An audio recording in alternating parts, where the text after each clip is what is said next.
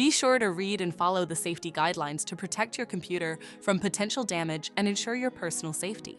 For more information about safety guidelines, see the owner's manual at dell.com/support. Before you begin, turn off the computer and disconnect all the attached peripherals. To remove the front bezel, loosen the screw and unlatch the left side cover. Slide the cover off the system to remove it. Open the right side cover and remove it.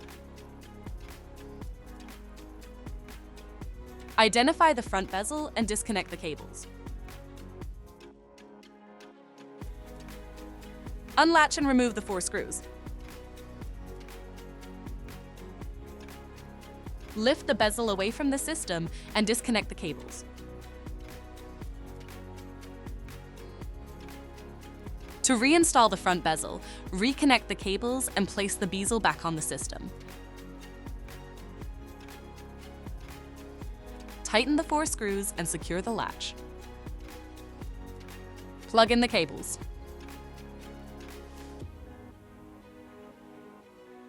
Reattach the right side cover.